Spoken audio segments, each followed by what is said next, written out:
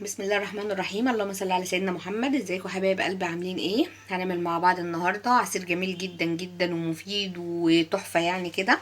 هنعمل عصير الرمان بطريقه جميله، وهنضيف عليه حاجه كده برضو هتخلي لونه اللي احنا شايفين اللون الجميل ده. وفي نفس الوقت اللي احنا قلنا الرمان ده مفيد جدا، فيه حديد وفيه معادن وفيه فيتامينات. وانا هنضيف عليه حاجة هتعلي نسبة الحديد اللي فيه بالنسبة للناس اللي عندها الانيميا.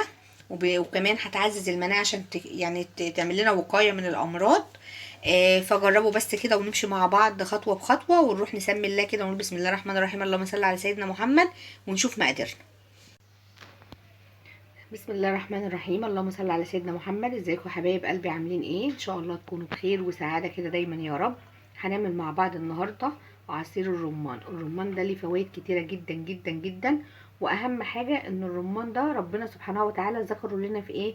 في كتابه الكريم، في القرآن، في سورة ايه؟ الرحمن. هتلاقوه بيتكلم عن الرمان، يعني معناها حاجة كده ربنا يذكرها ليها فوائد طبعا جميلة جدا. ومن ضمن فوائد الرمان ده ان هو مفيد جدا للمرضى او اي حد عنده انيميا، لان هو فيه نسبة حديد عالية جدا، وبرده فيه معادن وفيه حاجات جميلة جدا جدا وفيتامينات يعني للجسم. ومن ضمن الحاجات اللي هو الفايدة بتاعته ان هو بيعزز المناعة. يعني ايه بيعزز المناعة؟ يعني بيقوي المناعة بتاعتنا. وكمان مفيد للبشرة، مفيد للشعر، مفيد للمعدة، مفيد لحاجات كتيرة لو تقعدي تتكلمي عنه. فوائده ما شاء الله عليها كتيرة جدا. وزي ما قلت لكم اي حاجة ربنا سبحانه وتعالى بيذكرها في كتابه الكريم بتكون لها فوائد عظيمة. فاحنا هنعمل الرمان النهاردة بطريقة جميلة جدا، وفي نفس الوقت هنضيف عليه حاجة كده تعلي نسبة الحديد للناس اللي هي عندها انيميا. والاطفالنا الحلوين داخل علينا الشتاء لازم يكون عندهم مناعة قوية جدا جدا جدا. واطفالنا الحلوين اللي بيروحوا المدارس، يعني لو ابنك يشرب كوبايه من الرمان اللي انا هنعمله دلوقتي بنفس الطريقه، ما شاء الله ما شاء الله ما شاء الله، يعني هتخلي عنده تركيز قوي جدا. زي ما قلت تعزز المناعه عنده. يعني ايه تعزز المناعه؟ يعني تقوي المناعه، تخليه يقاوم اي امراض او اي حاجه، بعيد الشر عنه وعن اي حد يا رب. فانا عندي هنا ده رمان. انت هتجيب الرمان طبعا وتغسليه الاول قبل ما تفصصيه كده. وبعد كده هتفتحي الرمانه كانك بتقطعي الليمونه بالظبط، وبظهر السكينه او معلقه خشب بتخبطي عليها كده، فهي بتنزل كل اللي فيها، يعني بسهوله جدا تعملي كميه كبيره زي ما انت عايزه. عندي ده الرمان انا كده كده فصصته يعني او فرطته. وعندي هنا ايه؟ البنجر. هنضيف الاتنين على بعض. انت طبعا لما بتشتري الرمان من اي مكان بتلاقي لونه احمر. هما في حاجتين بينضافوا عليه، يا اما الكركديه، بس طبعا عادي، طبعا الكركديه احنا عارفين فوائده جميله جدا. وكمان انا هنضيف عليه النهارده بدل من ضمن الحاجات اللي بتنضاف البنجر او الشمندر. البنجر ده انا جبت بنجرايه وغسلتها وقطعتها. ده برضو ليه فوائد جميله جدا جدا جدا. والمشروب ده بيسموه مشروب الجمال. يعني ايه مشروب الجمال؟ اول حاجه مشروب يا حبايبي، انا بنقول لكم على فايده الحاجه كمان عشان تعرفوا وتبقوا حابين ان انتوا تعملوها، لان هي لها فايده كبيره جدا. قلنا بيعزز المناعه، ودلوقتي بتقولوا لنا مشروب الجمال. يعني ايه مشروب الجمال؟ يعني الناس لما بتشرب الرمان مع البنجر، وكمان لو موجود كريس تضيفي كله مع بعضه كده، بيخلي الوش كده احمر وجميل جدا جدا جدا. فبيسموه مشروب الجمال. فانا هنعمل ايه دلوقتي؟ هناخد الرمان بتاعي ده وننزل في الخلاط كده. هننزل بالرمان بتاعي كله في الخلاط كده. الرمان البنجر بتاعي بقى كده، انا حطيت البنجر بتاعي.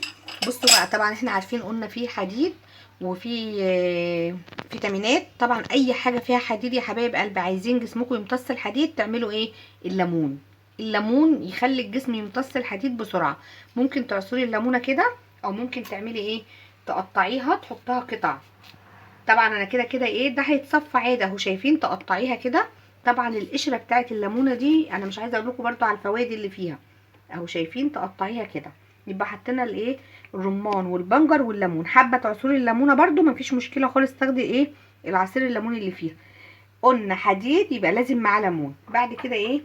كوبايه واحده من الميه كده اهي، انزلي بيها. ما حطيتش غير كوبايه واحده. سكر بقى لو انت حابه تضيفي عسل يبقى خلاص هتضربيه كده، وبعد كده تحلي بعسل. حابه تضيفي سكر يبقى هتضيفي السكر معاه عشان ينضرب معاه ويبقى ناعم كده ايه، ويدوب مع في الخلاط ويبقى مفيش الحبيبات بتاعه السكر كده. ايه هو اصلا الرمان مسكر، معلقتين بس من السكر، وانا قلت اللي حابب يحلي بعسل مفيش مشكله خالص، بس يضرب الحاجه الاول وبعد كده يحلي. فانا هنضربه كده في الخلاط عشان الصوت، وبعد كده ايه هنشوف هنكمل مع بعض ازاي. كده اهو انا ضربته في الخلاط بقى، هنبدا ايه نصفيه. تجيبي مصفى كده تكون ضيقه برضو عشان تصفيه معاكي شويه كويس يعني. بسم الله الرحمن الرحيم. شايفين بقى اللون بتاعه الجميل التحفه ده.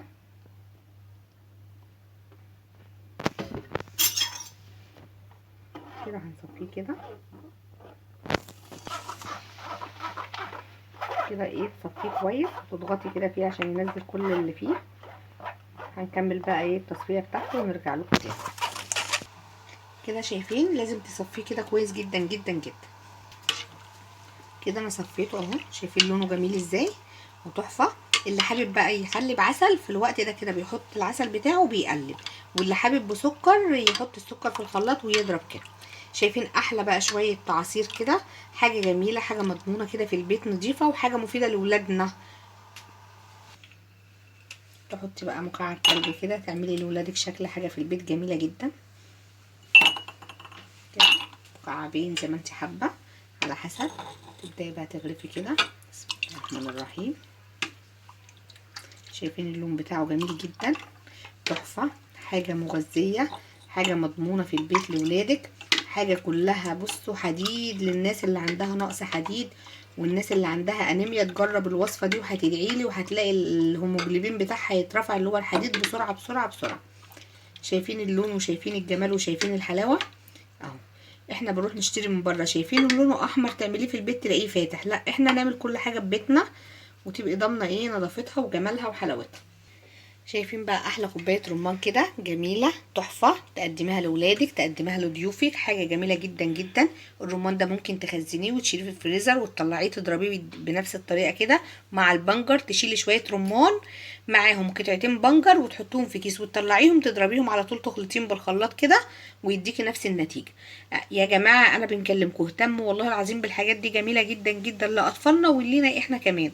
على الوضع اللي احنا فيه ده يا رب كده ربنا يرفع عننا البلاء والوباء ويشفي كل مريض ويحمي كل واحد يا رب كده. جربوا الحاجات الطبيعيه بتاعتنا دي افضل. انت بتروحي تشتري الحاجه من بره غاليه، لا هاتي رمان. الرمان رخيص وموجود دلوقتي متوفر عندنا، احنا بلدنا ما شاء الله فيها خير وفيها حاجات جميله جدا. استغلوا الحاجات دي، ما تجيبوش حاجات عليها مواد صناعيه، حاجات كده معلبه، لا اعملوا الحاجه دي فريش كده في البيت لاولادكم. جربوا يا حبايبي الحاجه دي وهتعجبكم ان شاء الله، وهتعزز عندنا قلنا المناعه واللي عنده الانيميا اي ست حامل برضو تجرب على فكره. وده الاطفال تشرب منه، الاطفال اللي هي اقل من سنه 8 شهور وطالع بتبدا تشرب الحاجات دي. الحاجات دي جميله جدا جدا جدا ومفيده.